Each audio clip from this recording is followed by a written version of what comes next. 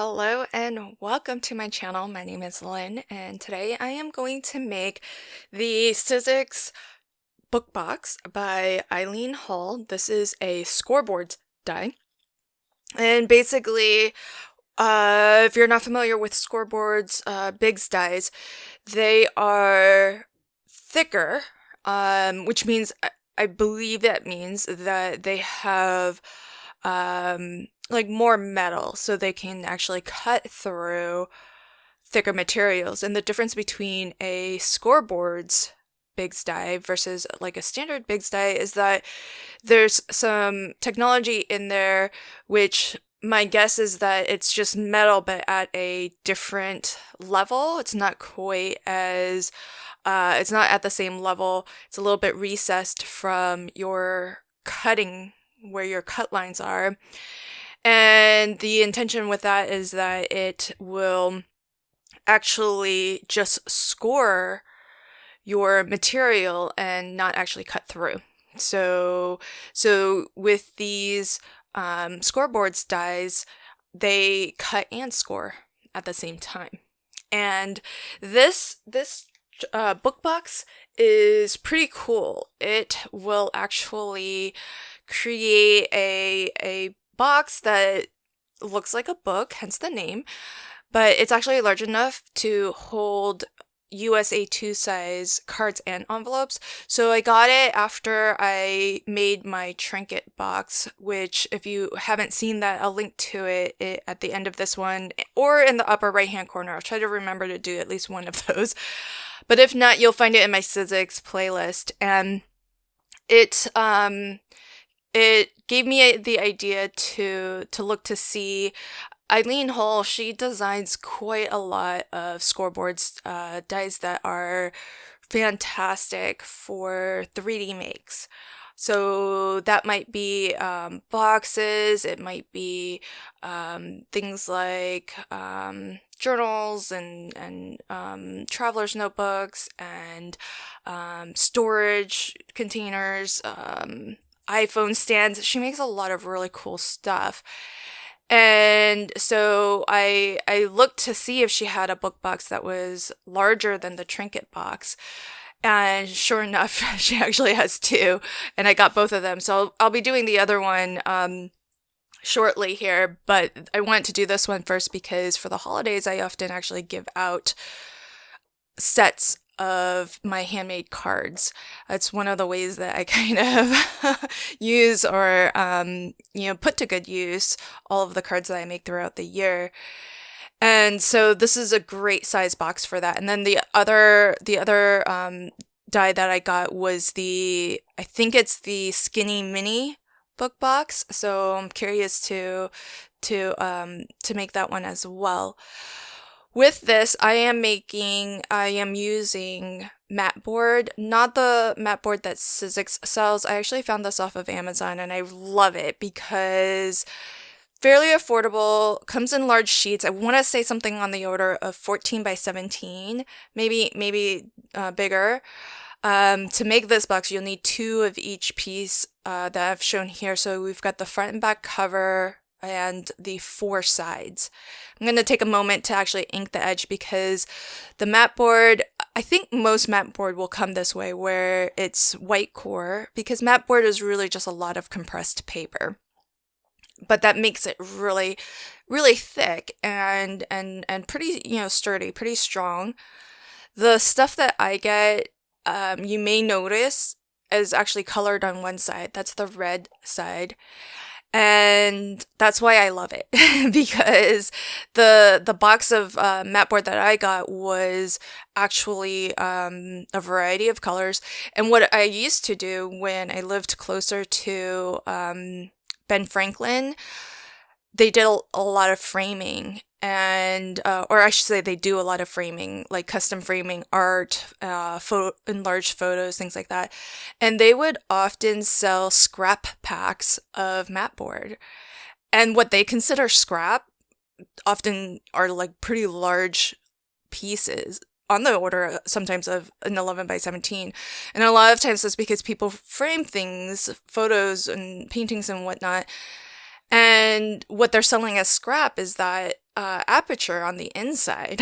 And so, why they don't use that for like another piece, I don't know, because some of these pieces can be rather large. So that's how I used to buy a lot of my mat board. And now you can just buy it off of Amazon. So really, really fantastic.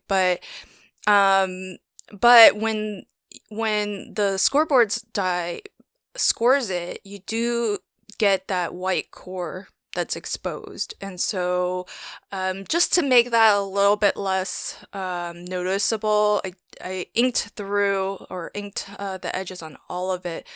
And I used Graphic 45's hybrid ink. I think I used I think it's the red. I forget the exact name of it. I want to say it's Firebrick Red, but they only have the one red, so if you're looking for it, that's the one. And I thought that it worked well with the Little Things paper collection that I'm using for today's book box, and it's such a lovely paper collection. It's really whimsical and fun. So with the assembly of the book box, this is assembled pretty much the same way as the trinket box, which is to connect all four of your sides. So you want to do short, long, so that you get a proper rectangle. There are the glue tabs already scored and everything for you. I like to use a nice liquid adhesive. Lineco Neutral pH is my preferred liquid adhesive because it's acid free, and in this case that doesn't really matter too much, but I don't, while I do have a lot of different glues, I try not to have too many variations on the same type of glue. So if I can get an acid free glue, and Lineco pH Neutral is acid free and affordable, so I don't feel like I need to have an alternative to that. So I use it just about for everything, even when I don't need the acid-free property. But after putting together the trinket box, I thought maybe I would try this out with some redline tape. I'm just using up what I have left of redline tape. I don't actually buy redline tape anymore because you have to do this. You have to cut you have to cut that red plastic liner. And I feel like score tape is just as strong as my redline tape. And so for my option of super strong double-sided dry adhesive, I basically just buy score tape now. But my thought behind adding some dry adhesive, because I did not do it this way when I put together the trinket box, is that when you have these four side pieces glued together just by the side tabs, you can still move it around and get more of a parallelogram than a rectangle.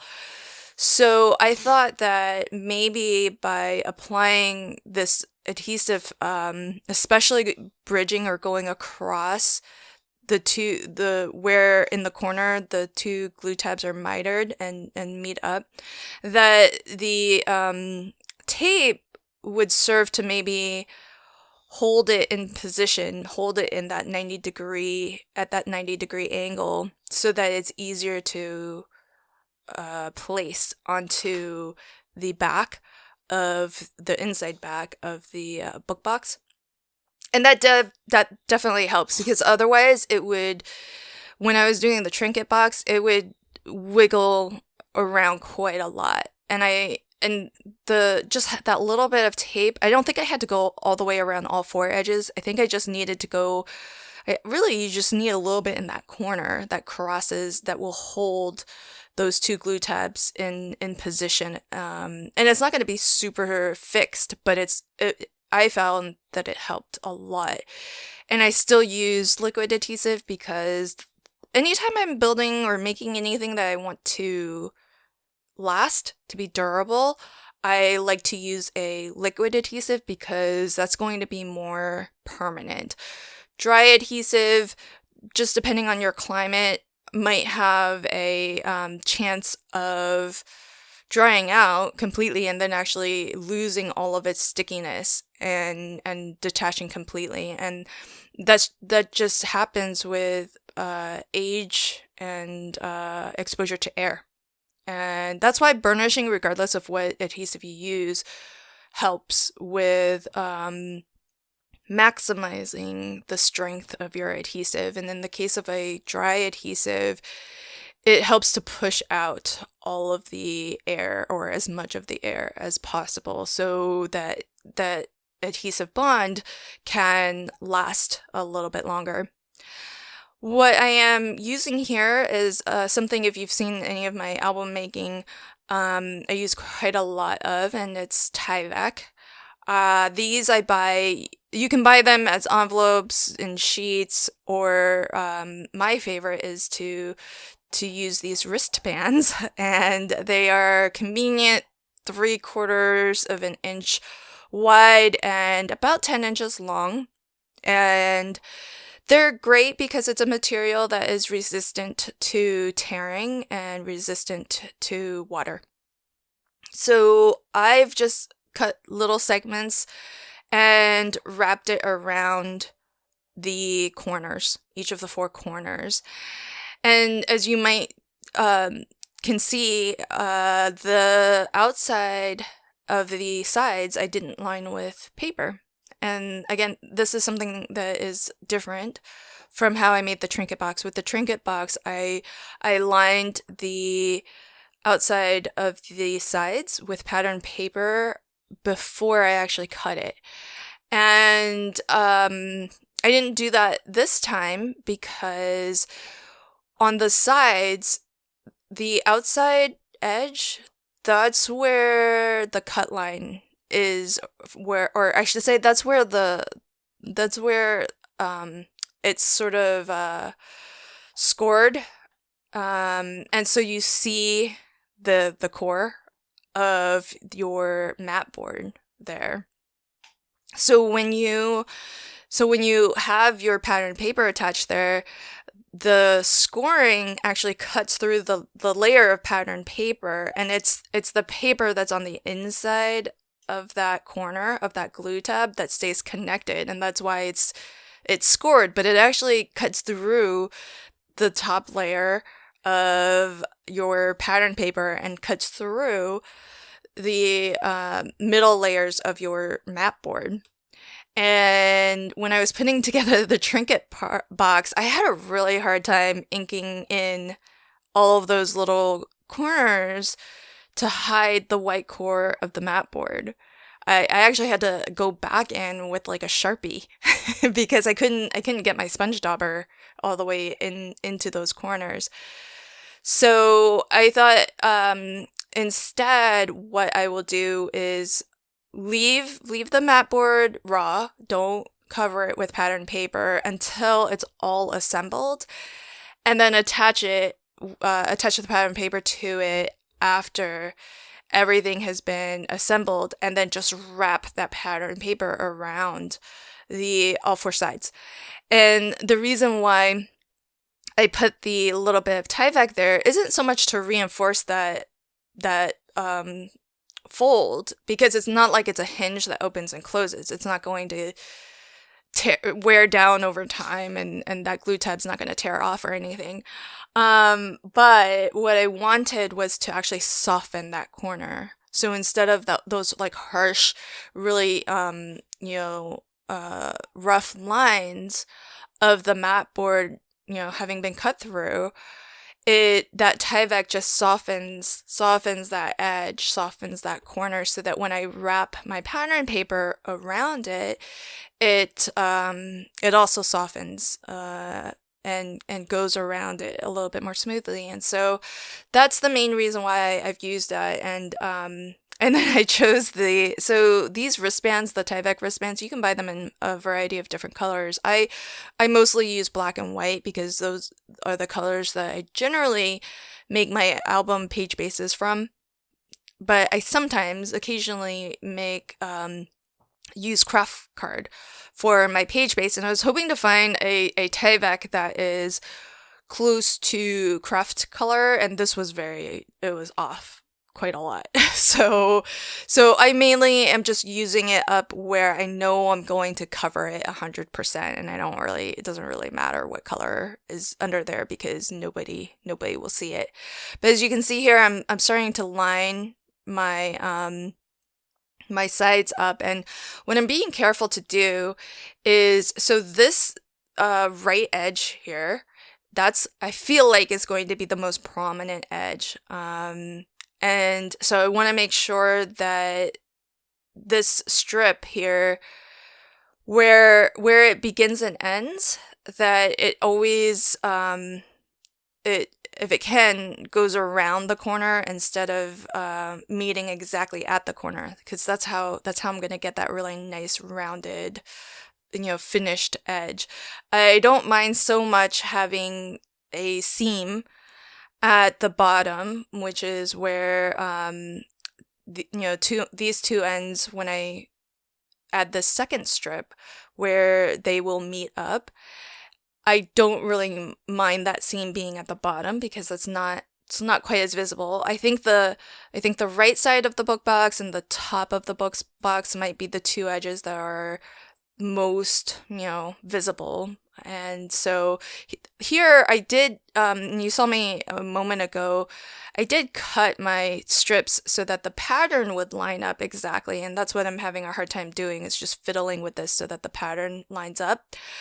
But otherwise, you can still probably see the seam, but I don't mind it too much. And then here, this is the left edge, and I've just overlapped that paper, so the pattern won't even match up there. But that's going to be the least visible seam or side of the box because that's where the hinge of the box will be.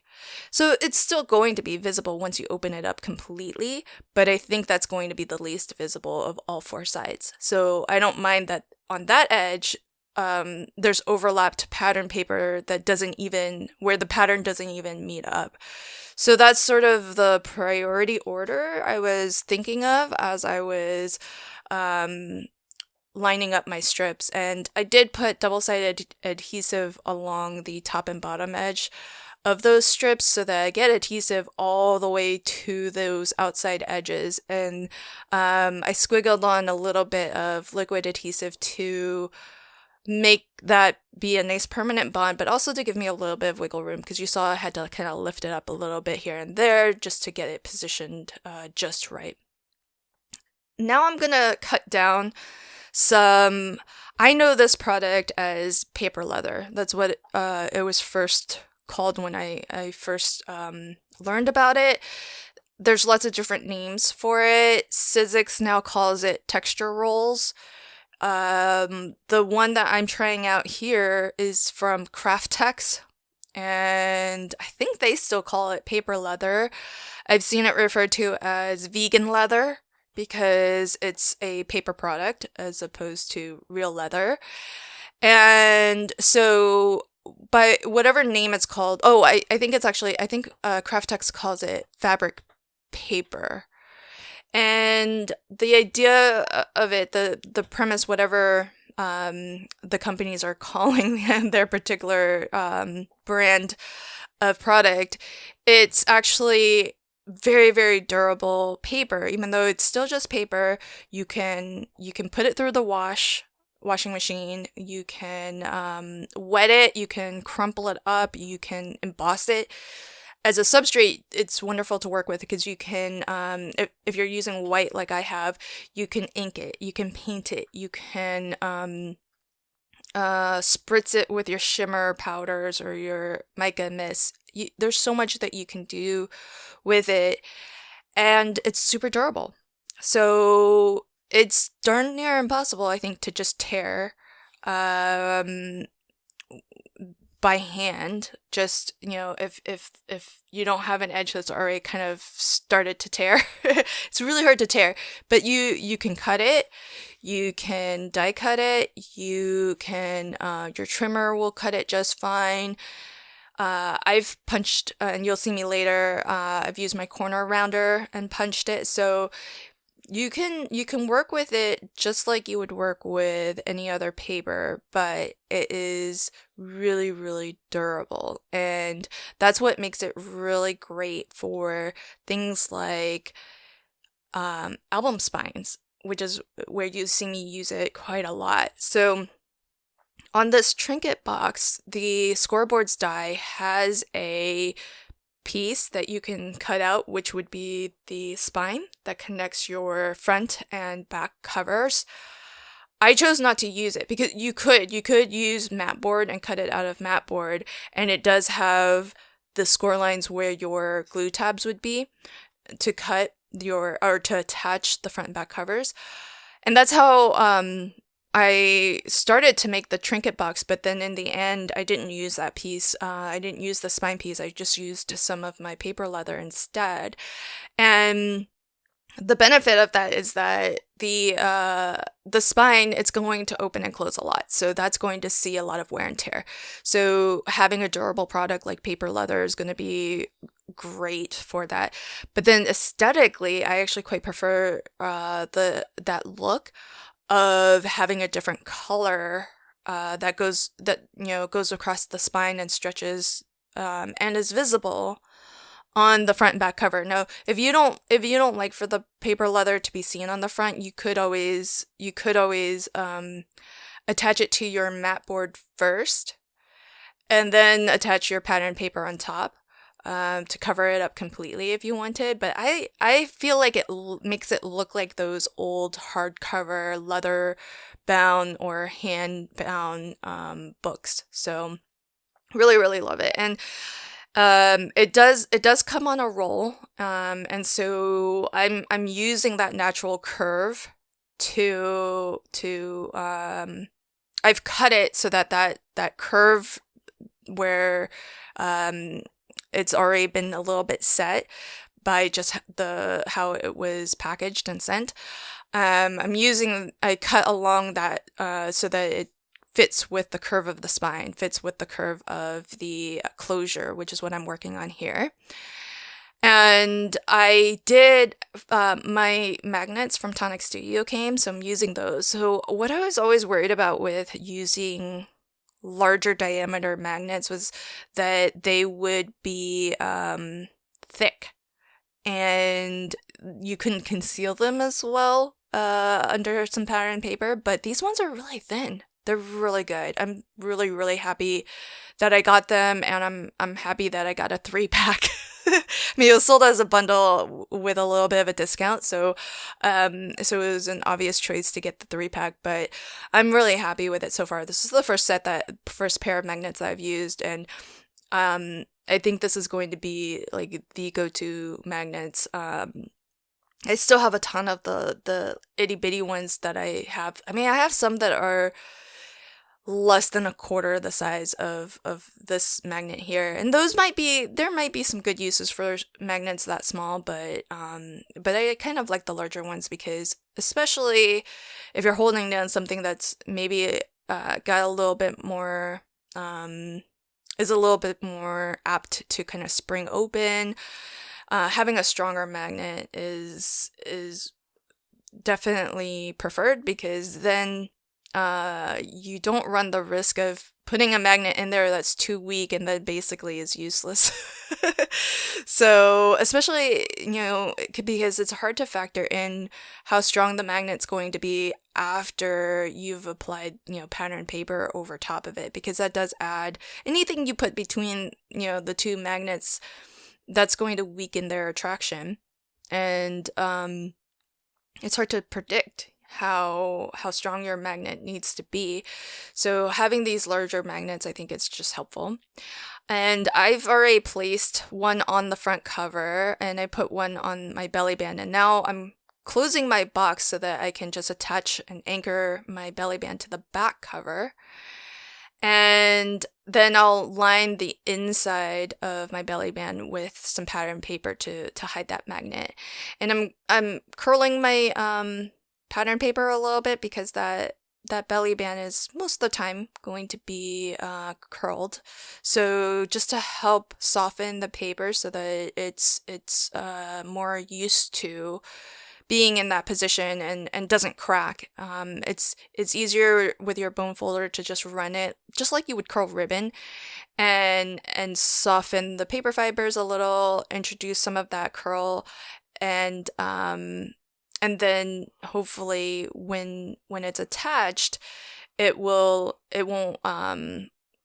crack on you when it does need to curl. Now I did have to burnish everything once I glued it down, so then I curled it again. And it's good to curl it again before your glue has completely set, because while that glue is still wet and everything is still malleable.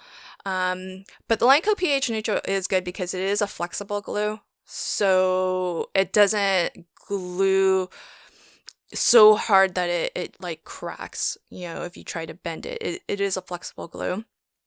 But just depending on the type of glue that you have, it's just safer to do that curling when it's still a little bit soft. And I don't think I mentioned, but I'm using the Graphic 485 hybrid ink in natural linen to age my paper leather a little bit, because it's white. There either wasn't, or maybe I just couldn't find an ivory. This is from, I'm using Craftex here. And when I looked at the Little Things paper collection, there's a lot, because it's a lot of nature scenes, and so you can see it here. There's a lot of that sort of aged look in the ivory that is in some of the pattern papers. And so to attach this, all I've done is just put a line of score tape at the edge of my paper leather and at the edge of the front cover, and squiggled on some liquid adhesive just for that permanency. But again, having some dry adhesive all the way to the edge just helps, because I feel like if anything is going to start lifting, the outside edges is where, probably that first exposure to air would happen. And plus, because that edge is exposed, like I haven't hidden it under pattern paper, that's an edge that might get caught on something. It might scrape, or like something might catch it and start pulling it up. So that's why I always like to put some dry adhesive as close to the edge as possible, just to make sure it's firmly stuck down, and hopefully that prevents any that edge from lifting, and any air from starting to kind of get exposed, or expose the dry adhesive that's underneath. And for the back, I'm keeping it really simple. I just want to cover the belly band. And a lot of this is because I just didn't want to cut into another sheet of paper, to be honest. I wanted to just use offcuts from the various sheets that I've already cut down. And so plus I figured the back cover is not, I forgot to ink my edges, because the Graphic 45 pattern paper, and most pattern papers are white core, so it took a moment to try to ink that after I glued it down. And then to attach the back cover, I've attached the latch, the closure, so that my box is closed, and it's held closed. It helps to hold it closed. And then I'm just gonna wrap the other end of my paper leather to it. And I did the exact same thing. I put score tape along the outer edge of my paper leather, and then a line of score tape on the outer edge of the back cover, and then a nice squiggle of liquid adhesive in between and on top, which I do sometimes so that if I need to place, have a little bit of fudge time to get the placement just right, it helps to do that. So then I thought about, so there's my A2 size card. So it fits in there really nicely. So that's wonderful. And it's got extra room, so you can fit envelopes in there too. And this is when I thought I was done, but then I decided, no, I don't really like the look of those glue tabs. I think it looks fine, honestly, but I just wanted to spruce it up a little bit, even though when this box is full, you're really not going to see a lot of this. And then I miscut, total miscut. I cut this pattern paper to the size, the outside cover size, and not the inside box size. So wasted a little bit of pattern paper there, but at least it was bigger than I needed as opposed to smaller. And you know how this is how I know when pattern papers are really well designed, is when I pick one design that I think I am going to use, and then when I go to glue it down, I'm second guessing myself. And in this case, I went with the other side, the side that I wasn't originally considering, because I wanted to have some more mushrooms to match the mushroom on the inside of the closure band. But then when I flipped it over, I'm just a sucker for when they do this typography print, and they mingle it with some graphics. And I thought that having one of these little cut apart cards or panels would be fantastic on the inside here. And it's then just like a little extra hidden message for when whoever gets this gets to the bottom. They use up all the cards and they get to the empty box. It's just a little message, and it says happy things, which I think is really cute. So now that completes my book box. I thought I was done earlier, but I like that little extra addition of, covering up the glue tabs. I did use an offcut of mat board. It was a miscut from my trinket box, and I inserted that in the center between all of those glue tabs to give me a nice level surface, so that when I was gluing down that layer of pattern paper, there was some nice solid mat board underneath, even in the center. So, because otherwise there's quite a lot of thickness in these mat boards, and otherwise you would just have those pretty thin edges of the glue tabs that pattern paper would be adhered to. Now, if you don't want to waste your mat board, what you could put in the center there is maybe some fun foam. Just layer up whatever. Maybe if you have like corrugated cardboard, use that, because it's not going to be seen. The only purpose of me using mat board there was that was an offcut anyway, so I couldn't use it on another project. And I just wanted to build up the level so that it's all even with the little glue tabs that were in there. So just cut up a corrugated shipping box and use that. So I hope that you enjoyed this project, and if you did, please consider liking, commenting, and sharing. And if you're already subscribed to my channel, thank you so much. I appreciate you. If you haven't yet, I hope if you're still watching, you will consider subscribing and ringing the notification bell so that you get notified whenever I post new videos to my channel. Thanks again. Until next time, happy crafting and have a fantastic day. Bye.